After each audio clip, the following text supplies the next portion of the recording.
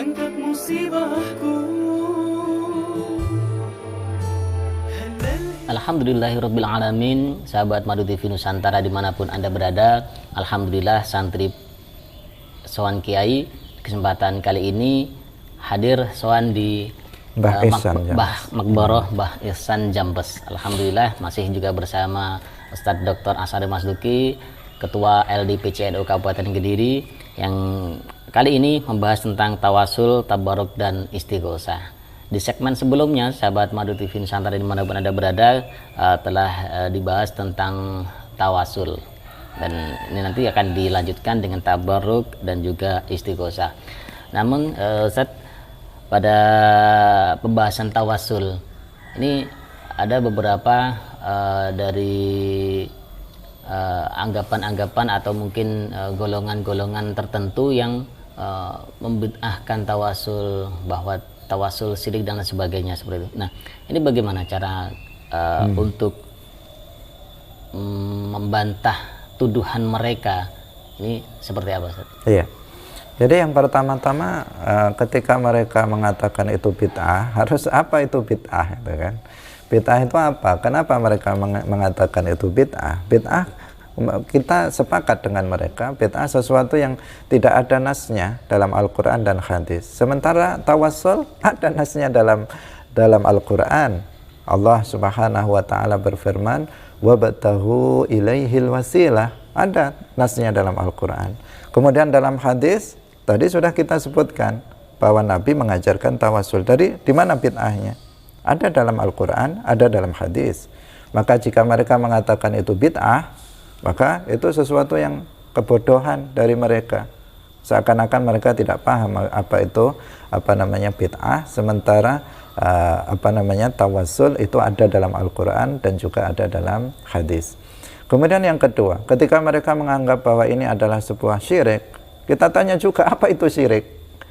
Syirik itu bukankah ibadatu li ghairillah, ibadatu ghairillah, beribadah kepada selain Allah. Di mana unsur ibadah di sini kepada selain Allah? Nah, di sini permasalahan utama dari orang Wahabi adalah tidak paham makna ibadah. Nah, jadi mereka tidak memahami makna ibadah yang dimaksud dalam ayat Al-Quran, iyyaka na'budu.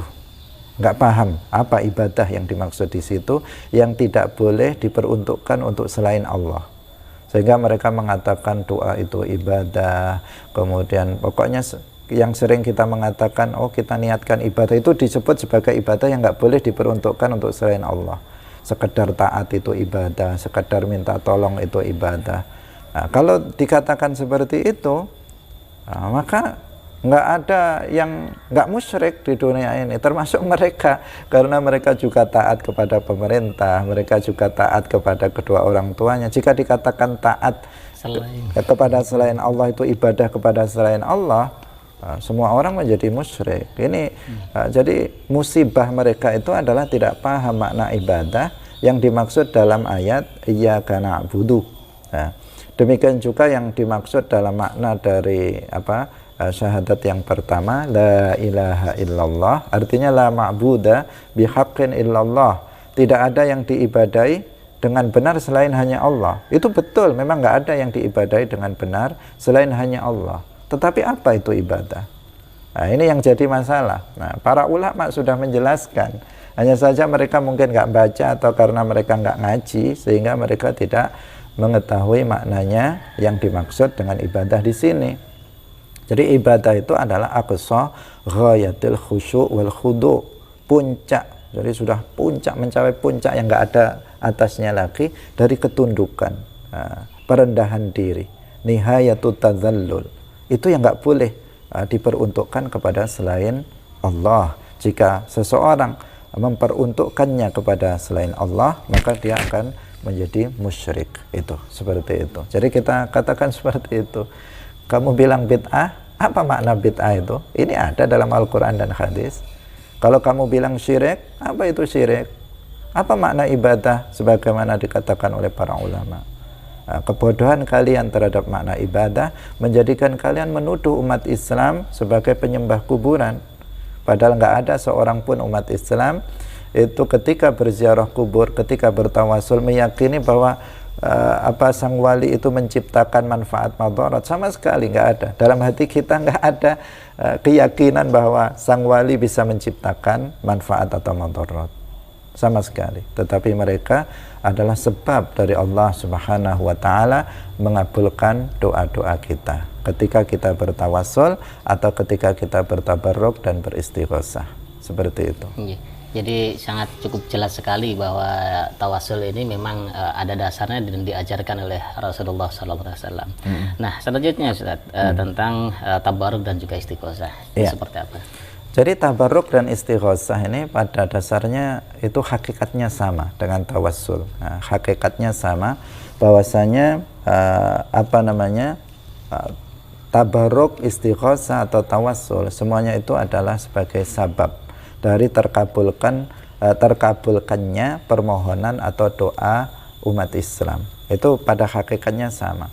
Hanya saja dalam prakteknya itu ada sedikit perbedaan dalam praktek, tapi hakikatnya itu adalah tidak berbeda. Misalnya istighosah.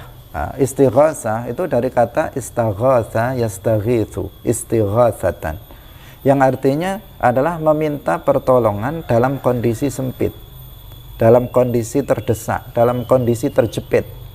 Ketika seseorang misalnya di tengah lautan kemudian perahunya pecah misalnya, maka dia akan mengatakan tolong, tolong. Ini namanya minta tolong dalam kondisi terjepit. Itu namanya apa? Istighosah secara bahasa. Kalau meminta tolong secara umum itu namanya isti'anah. Nah, isti'anah itu minta tolong, dari kata ista'ana yasta'inu isti'anatan. Berarti istighosah itu adalah isti'anah. Tapi isti'anah belum tentu istighosah, karena kalau istighosah itu khusus minta tolong dalam kondisi terjepit, dalam kondisi sulit. Makanya kita di Indonesia, NU biasanya kalau bangsa sedang genting dalam bahaya, terdesak, maka para kiai mengadakan istighosah kubro. Karena kondisi terdesak, maka diadakan istighosah. Jadi meminta pertolongan kepada Allah dalam kondisi terdesak. Dan lafadznya istighosah itu biasanya dia menggunakan lafadz nida. Jadi dia memanggil dan meminta pertolongan secara zahir itu kepada sang wali atau nabi itu. Jadi dia misalnya mengatakan ya Muhammad, misalnya dia langsung memanggil seperti itu. Ini seperti yang dipraktekkan oleh Abdullah ibnu Umar radhiyallahu anhu. Sahabat Nabi mempraktekannya. Jadi suatu ketika sahabat Abdullah ibnu Umar itu sakit kakinya, semacam lumpuh, sehingga beliau kemudian merasa berat dengan sakitnya tersebut, sehingga ada salah seorang itu yang berkata kepada Abdullah ibnu Umar, uzkur ahabban nasi ilaika, sebutlah orang yang paling engkau cintai. Kemudian seketika itu Abdullah ibnu Umar kemudian mengatakan ya Muhammad, dia mengatakan begitu. Seketika itu sembuh penyakitnya, lumpuhnya itu sembuh. Itu namanya istighosah. Artinya apa? Tolonglah wahai Muhammad. Dalam praktek itu kita biasa istighosah itu biasanya dalam istighosah itu ada kita membaca qad daqat khilati adrikni ya Rasulullah, qad daqat khilati, keadaanku sudah sempit, adrikni ya Rasulullah, tolonglah aku wahai Rasulullah. Artinya dengan doamu wahai Rasulullah. Rasulullah beliau sudah wafat, tetapi para nabi itu hidup di dalam kuburnya, tidak seperti manusia yang lain. Dalam hadis Rasulullah Shallallahu Alaihi Wasallam bersabda, al-anbiya'u ahya'un fi quburihim yusallun. Para nabi itu hidup di dalam kuburnya, mereka melakukan sholat. Demikian juga sebagian wali, sebagian para wali itu meskipun mereka sudah wafat itu masih bisa keluar dari kuburnya dan masih bisa memberikan tasarruf, masih bisa membantu dengan doa, dengan berbagai macam cara mereka bisa membantu orang yang masih hidup. pemirsa Madu TV yang dirahmati oleh Allah Subhanahu wa taala, ketika kita memanggil Nabi dengan mengatakan madad ya Rasulullah, tolonglah wahai Rasulullah, ketika kita mengatakan adrikni ya Rasulullah, ketika kita mengatakan aghithni ya Rasulullah, tolonglah aku wahai Rasulullah, artinya apa? Artinya ya wahai Rasulullah, tolonglah aku dengan berdoa dengan doamu kepada Allah. Artinya kita meminta agar Rasulullah, agar wali berdoa kepada Allah agar kita kondisi kita itu yang lagi susah, yang lagi dalam masalah itu bisa dilepaskan dari segala permasalahan. Itu maknanya. Nah, itu maknanya. Jadi bukan berarti kita meyakini bahwa Rasulullah itu bisa menciptakan manfaat dan madarat. Tidak sama sekali seperti itu. Juga tidak dalam rangka kita meyakini bahwa sang wali itu bisa menciptakan madarat atau manfaat. Tidak ada keyakinan seperti itu. Karena seorang muslim itu meyakini la ilaha illallah. Yang sebagian ulama seperti Al-Imam Abul Hasan Al-Asy'ari itu memaknainya dengan la khaliqa illallah. Tidak ada pencipta selain hanya Allah. Nah, termasuk pencipta manfaat adalah Allah, pencipta madarat adalah Allah, pencipta pertolongan adalah Allah.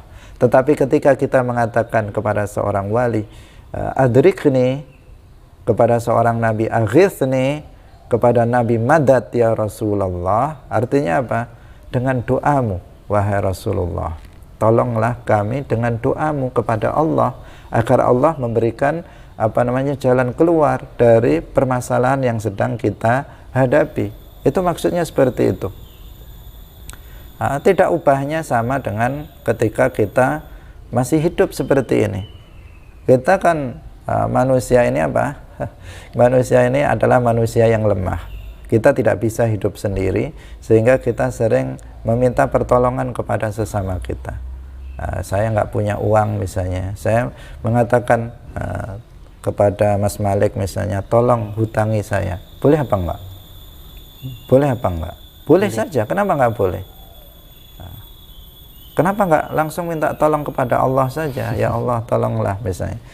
Nah, apa artinya saya meminta tolong kepada sesama? Nah, itu artinya kita bahwa menjadikan Mas Malik ini sebagai sebab dari Allah menolong saya. Karena pada hakikatnya yang menolong itu Allah.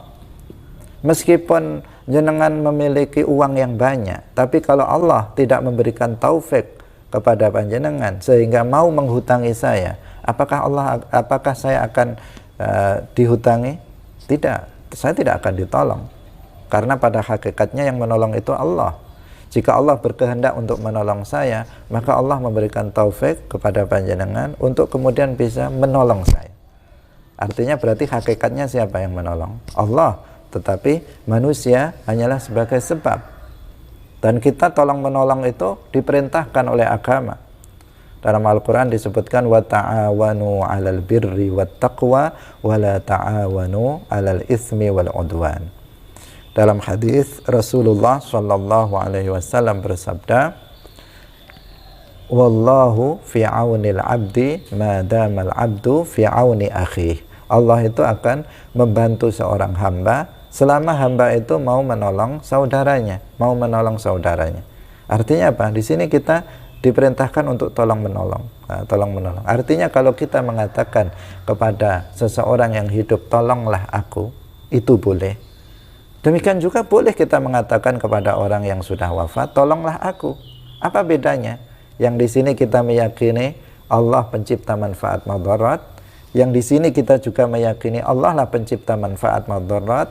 Di sini dia sebab, di sini juga sebab. Orang Wahabi yang mengatakan kalau masih hidup ya boleh mengatakan tolonglah aku, tapi kalau sudah mati nggak boleh. Seakan-akan dalam keyakinan mereka apa? Dalam keyakinan mereka seakan-akan orang yang hidup bisa menciptakan manfaat madarat, kalau sudah mati nggak bisa menciptakan. Ini akidah kufur.